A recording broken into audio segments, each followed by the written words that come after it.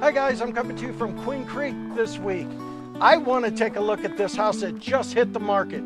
It was built in 2002. It's 3 bedrooms, 2 bathrooms, 2580 square feet, but it's been fully remodeled. Brand new wood plank flooring, brand new bathrooms. Both bathrooms have been remodeled. The kitchen is remodeled. It has quartz countertops, beautiful white quartz countertops. And there's no HOA on this property. Sits on over an acre of land. Now, what I really came to see was what's right behind me.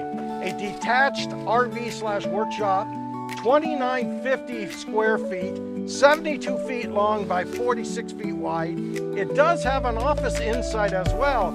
It's a 300 square foot office, fully insulated with air conditioning. This house has everything. Let's go inside and take a peek.